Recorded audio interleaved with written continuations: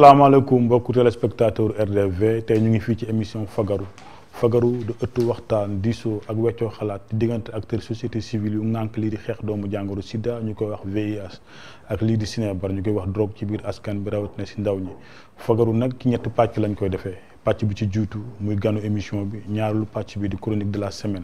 ñetteelu pàcc bi di avis d'expert kuréel bi di CDSP santé moo lëkkaloo ak conseil national de lutte contre le sida ak njàppandalu technique RDV ngir dëgtal leen ko émission bi nag du mu ci wéet saa su ne dinaa ci ànd ak sama naataango sama xarit sama jigéen madame Coulibaly Ndeye Astou en même temps di point focal conseil national de lutte contre le sida madame maa ngi lay dalal ci plateau fagaru. Ablaye maa ngi lay fay. di nuyu également suñu invité du jour muy Ousseynou Badio di ko dalal jàmm ci plateau fagaru. waaw jërëjëf ginnaaw buñ la dalalee ma dalal suñu gan bi muy monsieur Ousseynou Badio di chargé de projet fële sa ANCS muy alliance nationale des communautés pour la santé muy kuréel bu nekk ci biir société civile di xeex li di doomu jàngoro sida ñu koy wax VIH ay at yu bëri Ousseynou ñu ngi lay dalal ci plateau fagaru. maa ngi lay fay Ablaye di kontaan ci invité bi. di kontaan également fekk suma jigéen Ndeye Diop madame Coulibaly également suma turandoo doom kon daal kontaan nañ en tout cas ñun ANCS kontaan nañ trop si invitation bi ñoo fekk émission bi partagé plateau. waaw daal leen jàmm ñu ngi lay dalal bu baax Ousseynou ci plateau fagaru ñu leen di xamal ne émission bi mu ngi amee ci njàppandalu conseil national de lutte contre le sida muy CNLS nga xam ne moo ci jàpp vraiment ak ndimbalu RDV ci foofu la ñu xuusee rek samp laaj bi jiitu mu dem si suñu invité bi muy Ousseynou Badio ginnaaw ANCS ñaar fukki at ak juróom yéen a ngi xeex est-ce que mën nga dellu si liggéey boobu nga liggéey lu dem ci wàllu du xeex doomu jàngoro sida ñu koy wax VIH ak wér-gu-yaram de manière générale ci askan bi. jërëjëf Ablaye maa ngi rafetlu en tout cas invitation bi mais également wala suñu mbégte si li ngeen ñu woo tey fii jox ñu parole ñu wax ANCS ñooy ñan waxoo ko ANCS mu ngi juddu 1994 li ko taxoon jóg nag moom mooy nekkoon xeex doomu jàngoro sida parce que période yooyu xëy na ñi gëmoon existence doomu jàngoro sida bariwuñu woon ay association yu amoon taxawaay ci Sénégal daal di lëkkaloo dajale en seen doole daal di taxawal ANCS kon loolu moo taxoon ANCS juddu xeex doomu jàngoro sida ci biir loolu ANCS tey mën nañu wax ne liggéey na ak lu ëpp 2,000 association ak organisation boobu ba tey ci biir Sénégal tey fii ba Fongolembi fii ba Maka Koulibantang boo demee ba Matam Dakar fu mu gën a xóotee ANCS mu ngi fay liggéey ak ay association ak ay nit loolu pendant de longues années xëy na jar na leeral ñu am ci nag yaakaar ne am nañ ci ay succès yu am solo parce que mobiliser nañ communauté yi ci góorgóorlu nañ ci yee nit ñi ñu xam doomu jàngoro sida mais également nit ñi takku ci xeex doomu jàngoro sida mais ànd cee nag ay organisation yu mel ni CNLS yu mel ni CNLS taxaw suñu wet jàpp ci liggéey bi bu baax a baax a baax mais bu ñu nee ba ci biir gis nañ ne l'ANCS a quand même développé woon na expérience bu am solo ci xeex doomu jàngoro sida mais bu fekkee da nga ne xeex doomu jàngoro sida di nga gis ne xeex doomu jàngoro sida am na leneen lu mu lëkkaloon ay wér-gu-yaram de façon globale ak yeneen question de droits humains ay yeneen question si la nag en 2016 le conseil d'administration de l'ANCS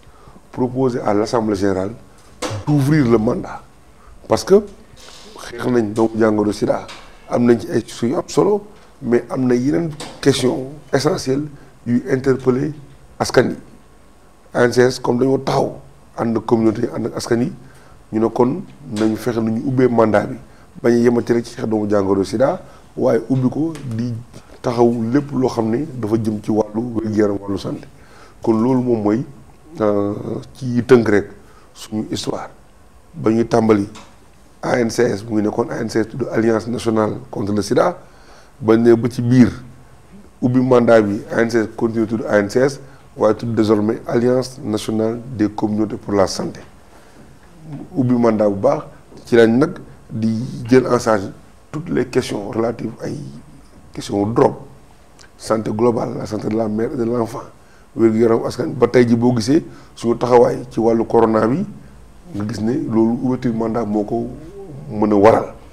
mais bu fekkoon ne yem na ci xeex doomu jàngoro Sida xëy na du ñu am possibilité wu def li nga xam ne def nañ ko ren jii nii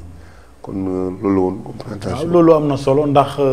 wér-gu-yaram am na solo ndax VIH benn pàcc la ci biir wér-gu-yaram ngeen élargir ba dugg ci loolu nga xam ne mooy santé wér-gu-yaram doomu aadama de manière générale kon foofu aussi Ndeye Astou yaakaar naa ne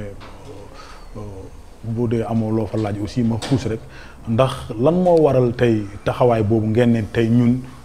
doomu jàngoro bi muy VIH dañ ko war a jéggi pour dugg ci santé de manière générale man damay laaj est-ce que ñi nga xamante ne ñoo amoon ay tolof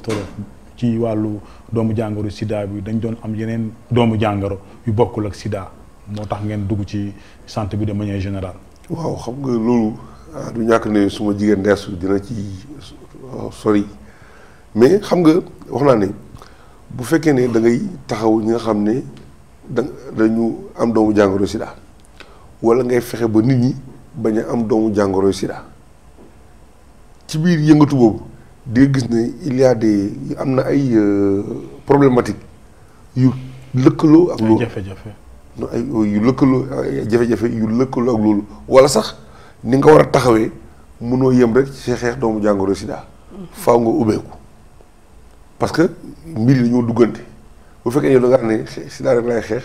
xëy na di nga dimbal nit ki tuuti wala di nga yee nit ki tuuti mais doo régler problème bi alors suñu ambition ici mooy régler les problèmes fexe ba kenn bañ a amati doomu jàngoro Sida fexe ba ku ko am bu bañ la faagaagal mais fexe ku ko am bu bañ la sonal bañ la yóbbu mais également kenn bañ ko wàll keneen mais loolu nag dafa laaj ay approche yu bari yu ñu lëkkale yee nit bokk na ci dimbal nit ki bokk na ci xeex ba nit ki am ay droit bokk na ci tu vois fexe ba nit ki am koom-koom bokk na ci mais loolu boo ko yemalee ci xeex doomu jàngoro Sida rek doo egg foofu moo tax parce que nit bu fekkee ne dafa am doomu jàngoro Sida wala mu mën a am doomu jàngoro Sida mais moom mën a nekk papa mën a nekk yaay mën a nekk ko am ay kilifa kooku noonu ay préoccupations en tant que mère de famille ay préoccupations en tant que père de famille soo ko mënul jël en charge tu passes à côté kon loolu mooy expliquer un peu l'ouverture du mandat ensuite toute l'expérience mu nga xam ne am nañ ko ci xeex doomu jàngoro Sida baaxoon na ñu yóbbu ko feneen mën ci am ay taxawaay et loolu yaakaar nañ ne am na solo on a l'ANCS au cours du parcours a certes aidé dans la sensibilisation ci yee nit ñi aidé dans la communication wax nit ñi mais également am na expérience bu mu engrangé kon loolu expérience bu jël ko traduire ko ci yeneen problématique de santé xëy na dafay baax kon loolu yëpp mën na expliquer li tax ñu jàpp ne le mandat devait être ouvert mais nag taxul ñu bàyyi doomu jàngoro Sida suñu image de marque xeex doomu jàngoro Sida la kon léeg li ci topp lépp daf ci topp mais ambition bi c'est fexe ba kenn bañ amati doomu jàngoro Sida koo amit mën a dund ak moom sa teyu bakkan si jàmm ak salaam voilà. waaw loolu am na solo kon ndeestu. waa jaajëf Faye waa Ousseynou ñu ngi lay jaajëfal man damay dellu si waat rek ci fi nga xam ne moom mooy parcours ANCS comme ni nga ko waxee depuis 1994 ANCS mi ngi yëngatu ci lutte contre le Sida di ci def liggéey bu am solo ak communauté yi ak société civile mais comme ni bu ma dégloo sa wax mooy ci at yi ñu génn tuuti ANCS dafa élargir mandaawam ubbeeku ci yeneen feebar yépp pour gën a mën a dëgëral taxawaayam est-ce que loolu du tax tuuti ANCS xaw a fàtte ak yi nga xamante ni amoon na ko ak communauté yi nga xam ne ñoom ci xeex doomu jàngoro Sida rek lañ xamee woon ANCS est-ce que communauté yooyu quelque part du ñu xaw a mel ni ku réer ci liggéey bi ANCS di liggéey léegi. waaw jërëjëf Ndes loolu merci beaucoup ci question bi mais xam nga loolu pour ñu réer xëy na mën na bañ a ñàkk waaye it ci yoon la rek yoon xam nga communauté yi ñooy daje ci assemblée générale ANCS association yi xam ñoo représenté askan yi d'accord ne dañoo ubbi mandat bi kon jàpp nañ ne ku ne ña décidé woon loolu bu ñibbee dana wax ak askanam loolu am na solo boobu ci topp moom mooy bon c'est vrai que changement yëpp dina indi jiixi jaaxa mais terewul lañ daan def ci xeex doomu jàngoro sida dara du ci wàññeeku mais li ñu def mooy toute l'expérience mu xam ne am nañ ko ñu ubbi ko fexe ñeneen bénéficier aussi xam nga am na solo ANSES association organisation également boo xam dafa màgg xëy na la mu amoon ci capacité tey jii mën nañ ne weesu na ko mais loolu yëpp également askan yi la kon li jar a leeral mooy du am rupture diggante ANSES ak askan yi parce que ñuy décider ay représentants wu askan wi lañ assemblée générale ANSES boo fa ñëwee da nga fay fekk lu mat ñetti téeméeri organisation yu jóge ci département wu Sénégal yëpp xëy na ci coin wu Sénégal yëpp kon loolu ci déggin dina indi en tout cas effort pour mën a comprendre mais ñi représente askan yi nekkoon dafa ñuy décider ñoom xëy na mën na bañ indi jafe-jafe si ñoom voilà. ok merci Ousseynou nga baal ma rek Faye dafa am feneen foo xam ne aussi bëggoon naa ci laaj Ousseynou tuuti parce que daf ci dugg ci biir waxam mooy ANSES ci wàllum droits humains dégg naa sànq nga wax ci ne ci liggéey bi ANSES di liggéey bokk na ci taxawu ci àq ak yelleefu doomu aadama c'est-à-dire communauté yi nga xamante ni ñoom ñoo tax ANSES tey jii di yëngatu léegi ci bu ñu waxee droits humains rek askan bi ñu ci ëpp seen dégg-dégg dafay am beneen déggin boo xam ne dañ koy dégg surtout que ak cible bi nga xam ne moom la ANSES di liggéeyal muy ni ñuy wax population clé yi personnes vivant avec le VIH yi est-ce que bu ngeen waxee ci droits humains bëgg xeex ak yelleefu doomu aadama est-ce que en retour askan bi du ñu xalaatee ANSES beneen taxawaay boo xam ne xëy na dafay def promotion wu xëy na niñ comme niñ koy waxee tout le temps rek xeer yi di dal seen kaw tout le temps ñu koy dégg ci médias yi ak réseaux sociaux yu est-ce que loolu vraiment ANSES nekkul di ci jànkonteeg ay jafe-jafe. jërëjëf Ndeesu xam nga nit mënoo war bañ ko am njort ci yow mais xam nga la promotion des droits humains loolu képp kuy dund da nga ci war a taxaw xam nga droits humains lan la mooy ay ñag yu ñagal ku nekk bokk li waay bëgg a def war ko mën a def ci teeyu bakkenam loolu la mooy droits humains fexe ba nit ñi ku nekk fa nga ne kenn bañ am sañ-sañu agressé la kenn bañ am sañ-sañu xañ la sa droit lépp loo xam ne yow sa àq la lépp loo xam ne yow sa yelleef la nga mën ko def sa teeyu bakken mën a dox ci sécurité mën a faju boo waree faju parce que les questions de droits humains surtout ñun domaine bi ci nekk mooy droit à la santé ñu jàpp ne amul benn Sénégalais boo xam ne war na mën a am besoin de santé te amul fu mu ko réglé te loolu constitution du Sénégal moo garantir Sénégal yëpp ñoo yem devant la loi donc ñoo yem devant li état mën a defal ay citoyens. ci ngëneel maanaam ci ngëneel. ci ngëneel. lu état mën a taxawal ay citoyens.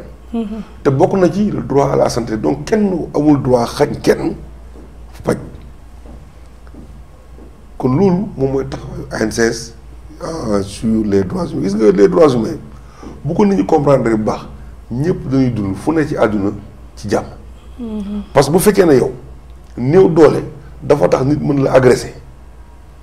bon buñ ko jàppee noonu duñ ci génn moo tax nit ku nekk war a xeex foo ne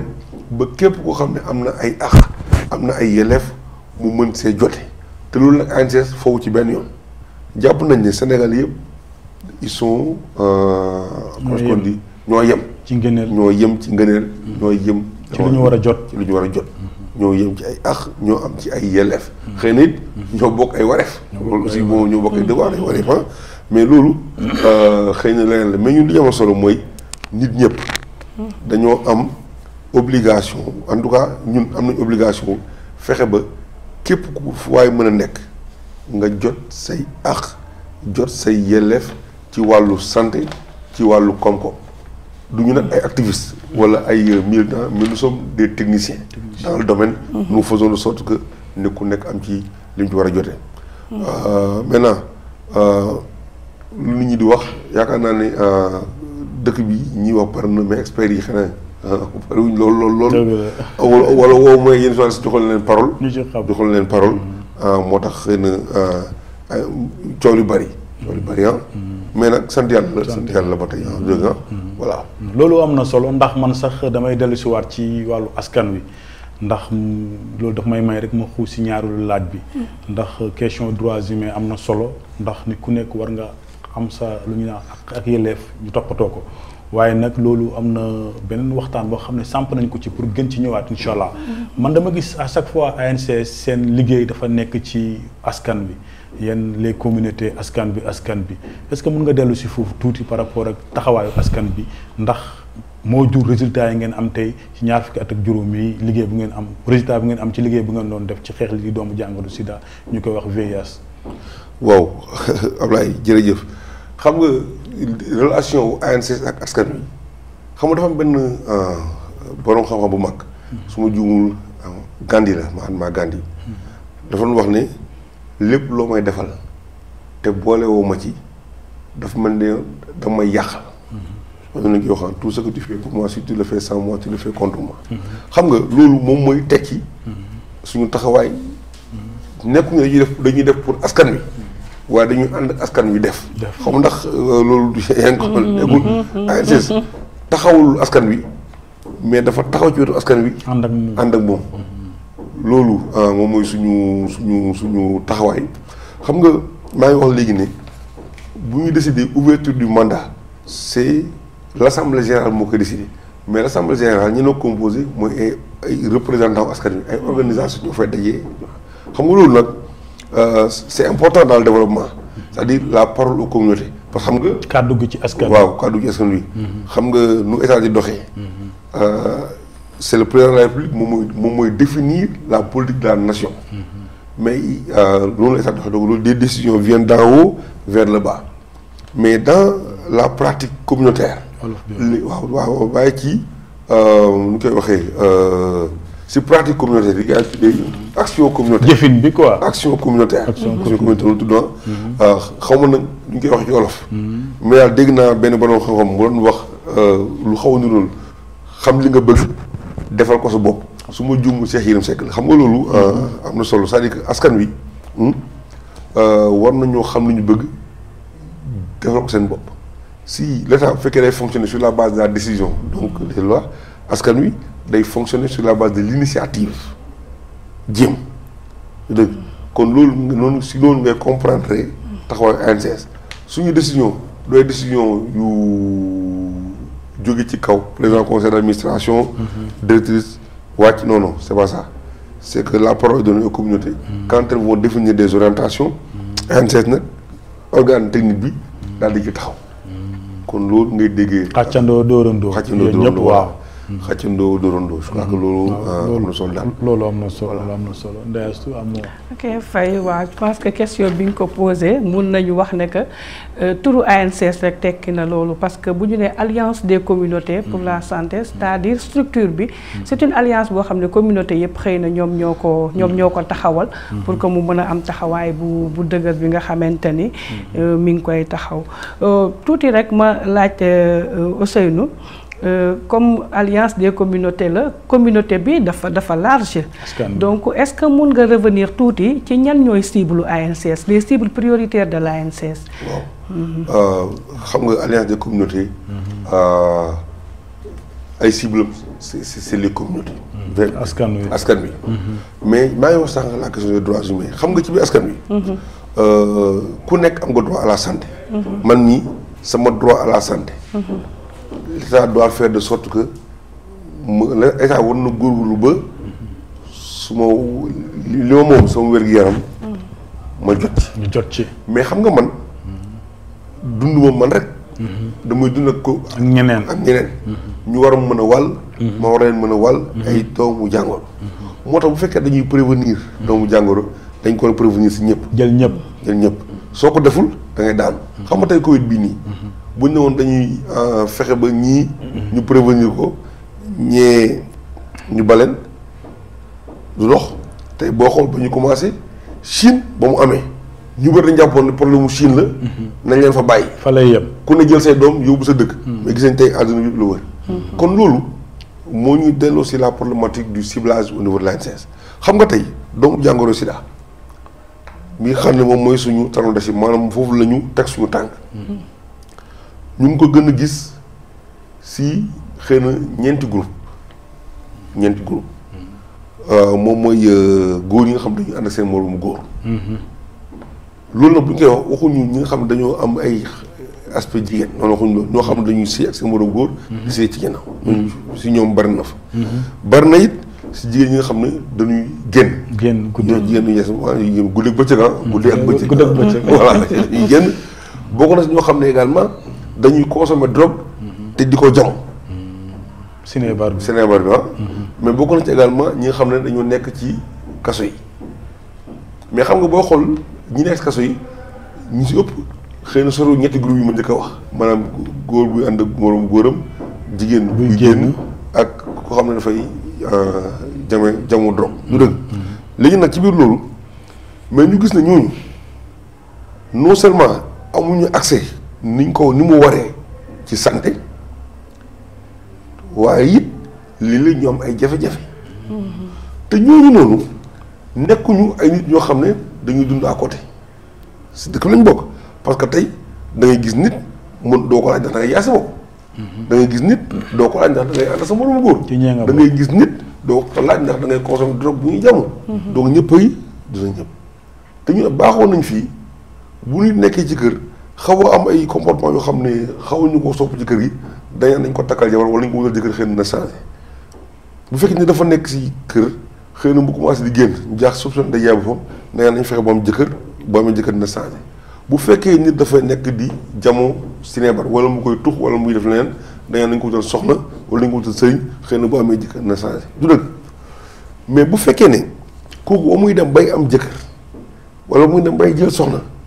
ànd na ak doomu jàngoro dafay indi problème kon li ñu war def mooy fexe ba ñooñu noonu nga xam ne généralement amuñu accès à l'information amuñu accès aux soins ñoo am accès à l'information am accès aux soins te xam nga liggéey bi boo ci nekkee doo seexlu nit xam nga nit ku nekk mën na am démb te nit ku nekk day am ëllëg mais li ñu war a fexe mooy bés bu ëllëg ñëwee nga mën a wax ne man kat def naa lii ak lii nekkoon naa ci lii ak lii mais tey toile focale maa ngi sama wér-gu-yaram nit na jël Sénébar bu baax a baax mais xëy ba ko nekkat nit ci dëkk bi société bi ñu wutal ko soxna mais bu fekkee ne ba nga ko bàyyee di jël soxna ànd nag doomu jàngoro sida mën na ko wàll doomu jàngoro sida kon lu ñu war a fexe ñun moom mooy képp koo xam ne dafay am ay comportement yoo xam ne xëy na rafetluñ ko ci suñu culture suñu ay aada ak suñu ay cosaan ñu mën ko aar comme ñëpp loolu mooy waral bu ëllëgee même bu génne ci loolu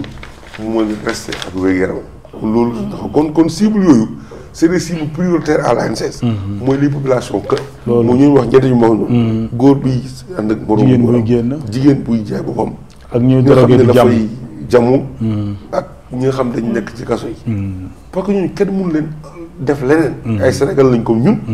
war a faju xëy na mooy du yomb xëy na également environnement bi c'est pas encore favorable pour ñu mën a donc l'ANSS dafa taxaw mais gannaaw ñoom l'ANSS askan wi yëpp lay taxaw xam nga ci tënk rek waaw ci fan yi nii ñu ngi fi def benn campagne bu mag ànd ci région médicale bu Dakar ñu gërëm le médecin chef de région madame Ndom Ndeye Maguette Ndiaye alors mais campagne bi bu ñu ko defee sur 10 jours ANSS dafa mobiliser 1000 volontaires à travers les 4 départements yu composent région Dakar ñu ngi ci dugg 25000 kër maanaam juróomi junni de déedéet 1000 mooy junni loolu waaw donc 5000 mooy juróomi junni donc 25000 ok ñaar fukki junni ak juróom ci tënk rek ndax dinañ ciy dellu si waat ñaar fukki laal jote waxtaan ak 135 000 personnes ci xeex doomu jàng xeex doomu jàng te loolu c'est pas forcément lié au groupe cible. Ça c'est la communauté généralement. am na solo donc l'ANCS autant nous intervenons dans la communauté généralement, autant population dañuy intervenir population dans ce qu'on appelle les populations locales et ça c'est important. parce que bu fekkee da nga ne jigéen ñi nga xam ne dañuy jaay seen bopp. kenn koo jël si ñoom non je veux dire fukk yoo jël si ñoom am na kenn koo xam ne am na doomu jàngoro sida bu fekkee dañuy góor ñi xam ne dañuy ànd seen moroom góor fukk yoo jël si ñoom juróom ñi am nañ doomu jàngoro sida bu fekkee nga xam dañuy ñi nga xam dañuy jël Sénébar fukk yoo jël si ñoom am na kenn ko am doomu jàngoro sida te ñooñu noonu ñu ngi si biir dëkk bi kenn mënu leen na yóbbu feneen suñu góorgóorluwul aaree doomu jàngoro si ñoom dégg na law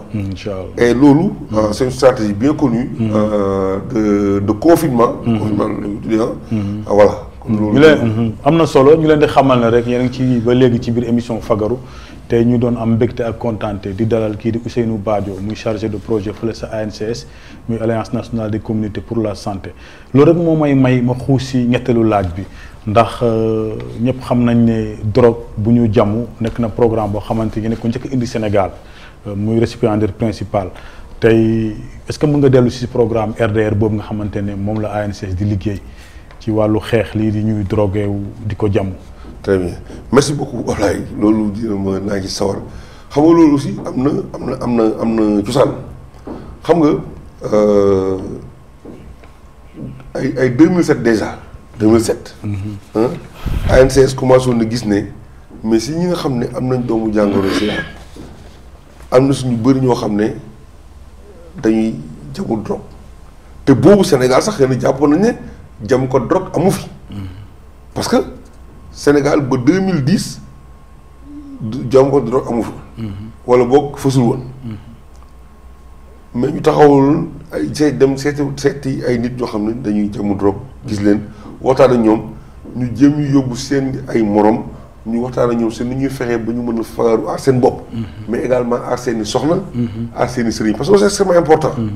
nit kii jamu drogue mën a am doomu jàngoro sida su fekkee ne kenn deful dara ci moom mën na wàll ci mu nekkal donc ñu dafa ci ba di liggéey mais après xëy na loolu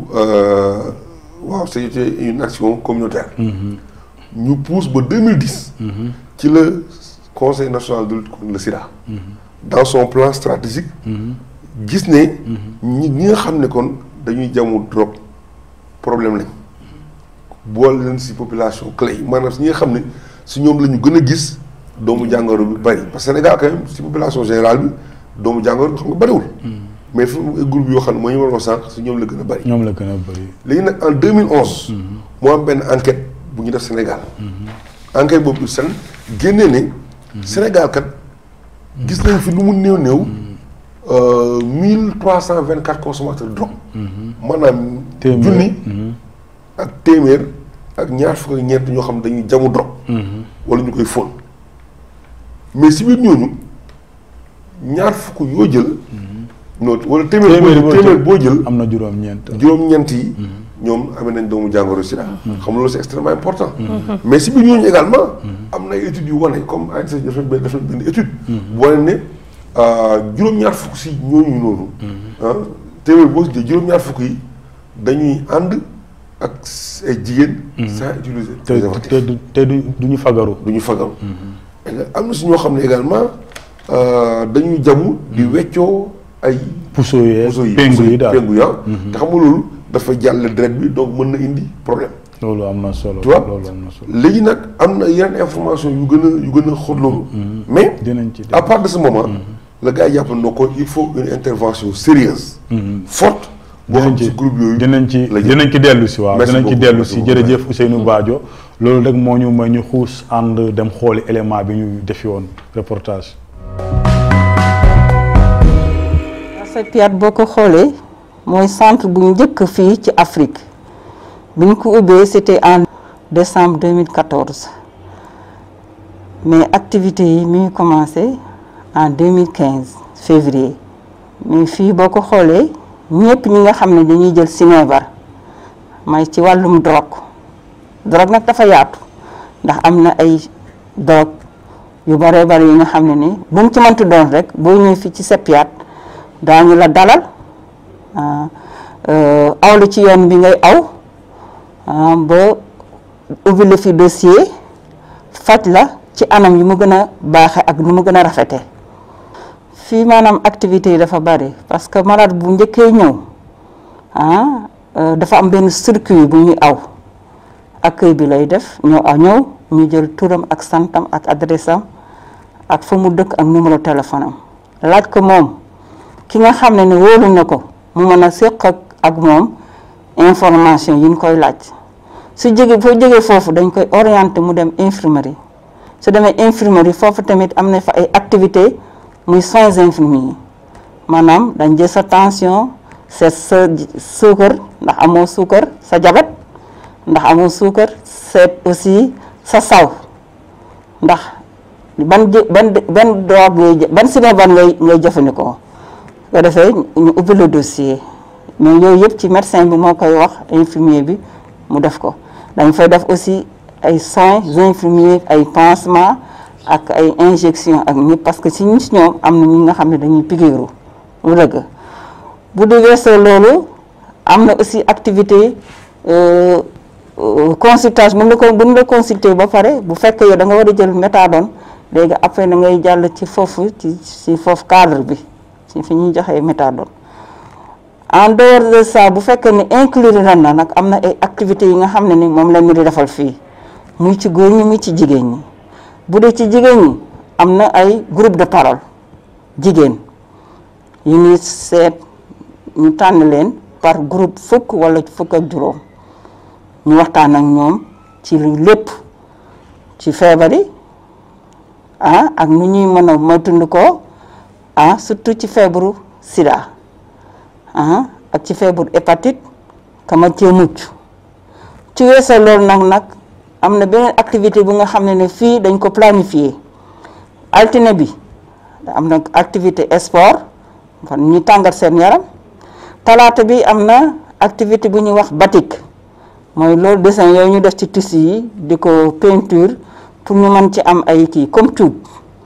am na aussi activité art thérapie mooy tableau yooyu nga gis noonu tableau yooyu ay art la parce que si ñoom am na macha allah ay artistes yu si nekk bu ñu jógee solo am nañu aussi poulailler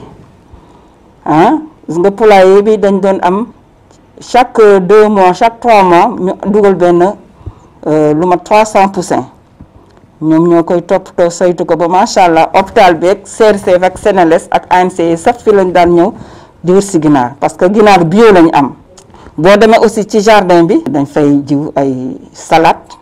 bio salade rouge salade verte am na fa aussi ay corossol bu yàgg lañ def récolte ay banane ak goyave variété épices yëpp ak naana. amoon na aussi activité alphabétisation ñi nga xam ne mënuñu jàng mënuñu bind seen tur wala mënuñu def signature wala mënuñu remplir dañ leen koy jàngal wala boo envoyé mail ne serait-ce que nga mën a envoyé sa mail ak sa manipuler sa portable wala aussi bu fekkee da ngay bind benn demande. amoon na aussi activité informatique jàngal leen naka la ñuy manipuler machine. boo gisee aussi ci cuisine bi am na activité repas communautaire dañ ko planifié woon ñoom ci seen bopp jigéen ñi muy góor ñi ñooy togg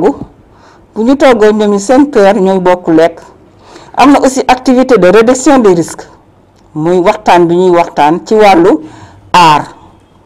pour ñu mën a sàmm seen yaram ak seen wërgu yaram mën a aar seen bopp. partenaires yëpp nag parce que su ma limee damay juum di leen sant di leen gërëm ci taxaw bi ñuy jàppale CEPIAT parce que ci Covid bi mu amee macha allah ba tey ak ñun suñu mesure préventive ba tey jii nii amuñu doomu jàngoro. waa jërëjëf kooku di madame Coulibaly Ndeye Astou moom mu ñu demaloon fële CEPIAT est-ce que mën nga dellu si ci reportage bu nga defoon fële CEPIAT. waa jërëjëf Faye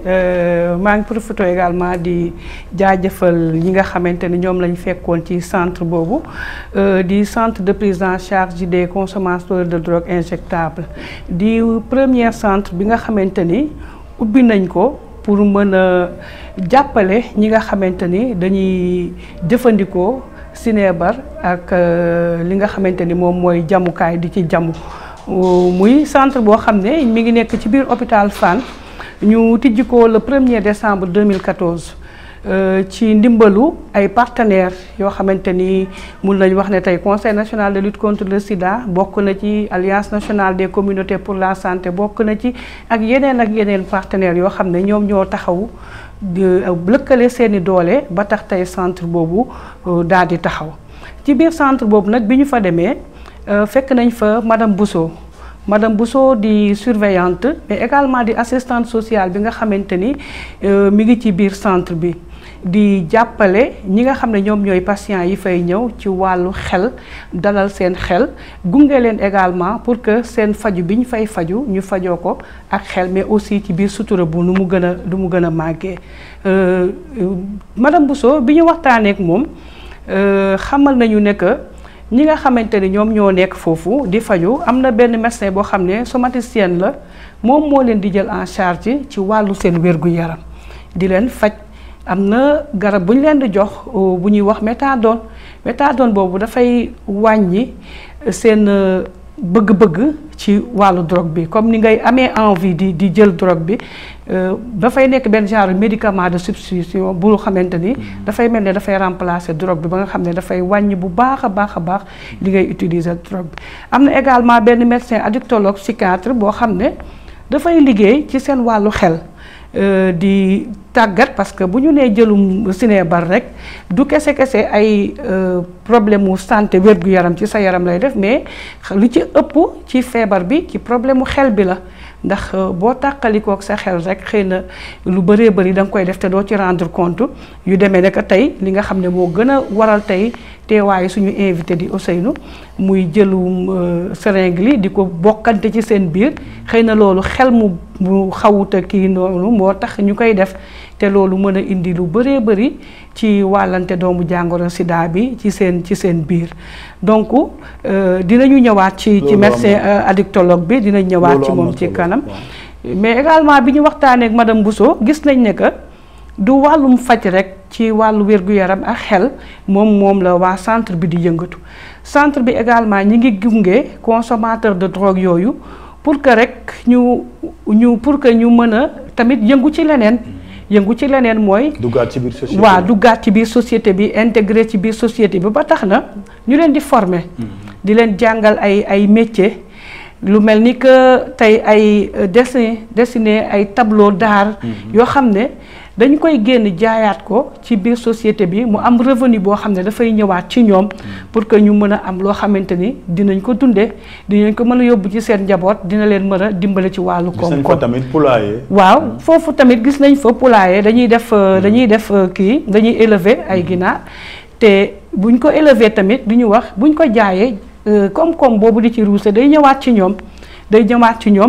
ci ñoom nag pour ñu koy utiliser di jënd jiwaat sinébar mais day ñëwaat ci ñoom pour jàppale leen pour que ñu mën a li ma la ko waxee léegi rek mën a yokk seen koom-koom mën a dimbali seen ay kër ndaxte ñu ci bëri ay jigéen lañu ñoo xam ne am nañu ay njaboot am ci ñoo xam ne ay góor lañu am nañu ay njaboot mais sinébar bi demoon na ba tax na ñu bëri ñàkk seen liggéey société bi xaw leen beddi xaw leen stigmatiser di leen discriminer mais xëy na bu ñu commencé amaat tuuti loo xam ne dañ koy def ci seen poche wàññi tamit jëfandikoo bi ñuy jëfandikoo sinébar bi waaw dina tax wax dëgg yàlla société bi gën a leen a mën a jëlaat intégré waat leen ci seen biir ñu mën a continuer seen dund loolu am na solo ndax reportage bi ñu defi woon foofu sa fiyaat suñu jigéen madame Coulibaly ñëw ci di ci yaatal man moom doon samp laaj rek est-ce que bu centre bi taxawee Sénégal ba léegi fu la ci hôpital Fann muy 1er décembre 2014 est-ce que gis ngeen ne am na ay coppite yu mu indi par rapport ak ñi nga xamante ne ñooy jëfandiku lii di sinébar jaay la ko ci pengu yi maanaam ñu pikiiru. waaw loolu nag waxtaan lañ ci mais yaakaar naa suñu invité bi nga xamante ne ñoom ñoo fi teewal ANCS yor programme bi nga xamante ni mooy programme réduction des risques yaakaar naa ni moom moo ci gën a mën a tontu que xëy na que man Ousseynou est-ce que mën nga ñu baaxee tuuti ci laaj bi nga xam ne moom la Ablaye laaj. waaw ci tënk rek. ci tënk tuuti rek xam nga loolu baax na ñu wax gis nga centre bi. njëriñam kenn du ko naatable. groupe ñuy liggéey gis nañ ci ñoo xam ne balaa ñuy dem ci centre bi amoon nañ ay melokaan yu doy waar. ndax bu fekkee ni da ngay xëy sa àdduna nekk lu dul wut xaalis. ci tënk rek. pour mën a jënd drogue. nga dem ba. parce que yaa ngi am ay soins. ñu lay faj maanaam. ñu lay faj. nga dem ba bàyyi lépp lu nekkoon drogue. reprendre vie. dellu sa ay njaboot. dellu sa famille. loolu succès la succès dara mënu ko fay paase dara wallaay. mënu ko macha allah. kon centre bi am na njëriñ njëriñam moom kenn du ko naatable moo tax d'ailleurs tey état du Sénégal góorgóorlu am yeneen ñaari centre ci biir dëkk bi te xam naa bala yàgg danañu am juróom benn centre ci biir dëkk bi dinañ ko taxawal. waaw mais également ñun succès yi nga xam ne am nañ ko fii yóbboon na ANCS ba ñu liggéey ñeenti dëkk yu wër Sénégal. ci Afrique sowu jant waaw ci Afrique sowu jant waaw loolu am na solo muy j'allais dire Guinée-Bissau Côte d'Ivoire Cap-Vert ak Burkina Faso pour fexe ñaax seen gouvernement yi ba ñu fexe def ni Sénégal def ñi nga xam dañuy consommer drogue du nekk ñoo xam dañu leen yóbbu kaso waaw loolu dañu leen yóbbu seen hôpital bi mën leen a faj loolu am na solo tey nu foofu la ñu xuusee àndaat ak dem xooli beneen élément bu ñu jële woon foofu Sepiat. centre bi ñi fiy ñëw bëri nañ dafa am ñoo xamante ne dañoo am jafe-jafe ak wàllum drogue nag bëri na li ñuy wax drogue en tout cas si wàllu OMS bi ñu koy considérer mooy li nga xamante ne bu ko doomi aadama bi jëfandikoo mun na am perturbation si wàllu fonctionnement mun na doon wàllu cigarette jaar si alcool mooy sàngara jaar si drogue yi nga xamante ne dañ leen di faral doon wax wooyee ay drogue dure lu ci mel ni héroïne ak cocaïne ñun fii dañ koy faral di woowee drogue injectable wala cannabis yamba bi nga xamante ne xale yu bëri dañ koy jëfandikoo drogue yooyu yëpp ñi nga xamante ne dañoo am jafe-jafe bu ñëwee fii dañ leen di jàppale pour ñu génn ci ñi fi liggéey nag bëri nañ parce que sànq yaa ngi wax psychosocial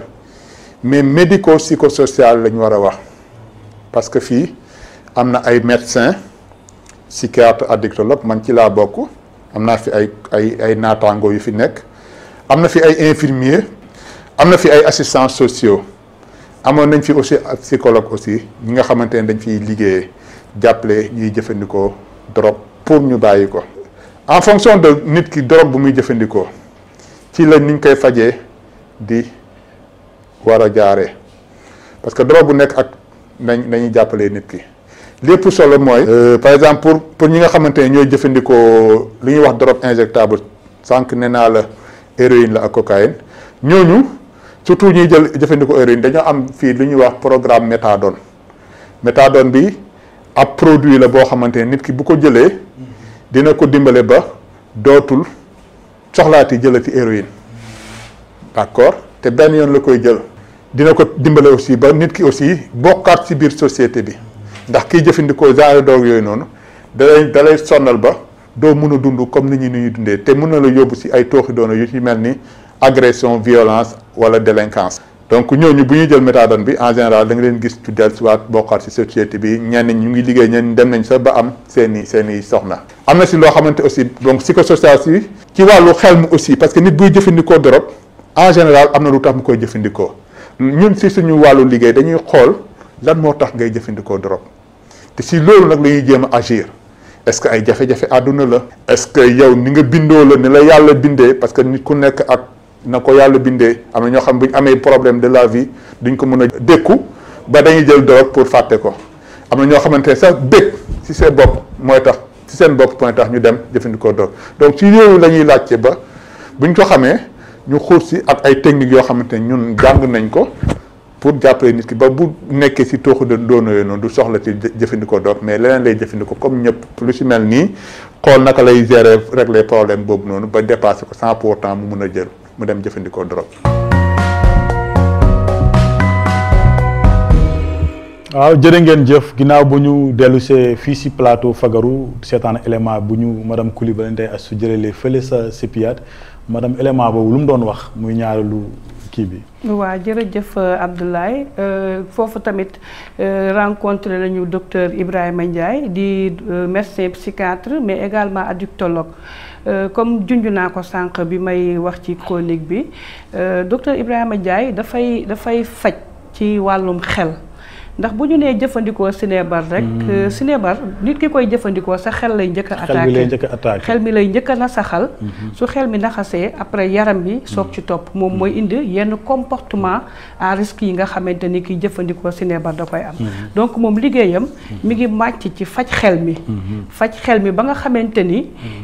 bu xel mi amee tan rek daanaka jëfandikoo drogue bi sinébar bi dafay wàññeeku su wàññeekoo yaram bi tamit am tan su ko defee nit ki ñu commencé di ko gunge ba am benn changement de comportement bi ci moom ba nga xam ne dinañ ko mën a delloo si waat ci société bi également delloo ko ci biir famille wam ndaxte famille yu bëri tey seen ñi nga xam ne dañ fa nekk di jëfandikoo sinébar bi daanaka dañ leen a beddi dañ leen a génnee te am na ay étude yoo xam ne yu bëri yoo xam ne def nañ ko ci Ousseynou wax na ko sànq bi ñu gisee ne que doomu jàngoro sida dafa alawtiku ñi nga xam ne dañuy jëfandikoo drogue mais études yooyu dafay gis ne que ñi nga xam ne tey ji ñoom ñoo nekk ay consommateurs de drogue société bi beddi leen ay kilifa lañu woon seen biir kër yi doon nekk di jàpp bu baax ci seen biir kër yi ak ci dundinu biir kër gi mais tey sinébar bi tax na ñu beddi leen génnee leen bokkatuñu presque ci société bi donc docteur Ibrahima Ndiaye liggéeyam dafay bokk ci vraiment jàppale leen ba seen xel moomu dellu si am wér-gu-yaram ba ñu mën a am vraiment wér-gu-yaram intégré waa société bi delluwaat ci njaboot waaw loolu am na solo ci foofu rek la ñuy ñëwee di leen xamal ne yéen a ngi woon fii ci plateau Fagaru ñu amoon mbégte ak kontaante doon dalal kii di monsieur Ousseynou Badio muy chargé de projet fële sa ANCS muy Alliance nationale des communautés pour la santé te ñu doon waxtaanee lii di doomu jàngoro sida ak sinébar tuuti par rapport ak centre bi ñu fi taxawal muy CEPIAT émission bi nag ci ñetti pàcc lañ ko defee woon pàcc bu ci jiitu woon muy ganu émission bi ñaareelu pàcc bi muy chronique bu ñu suñu jigéen madame Ndeye Astou Coulibaly defaloon ak avis d'expert ñetteelu pàcc bi ci loolu la woon léegi nag ci balaa ñooy kii rek ñu xool tàggoo incha allah jox leen bàyyi leen kàddu gu mujj waaw Ousseynou lan ngay tëjee ma émission bi.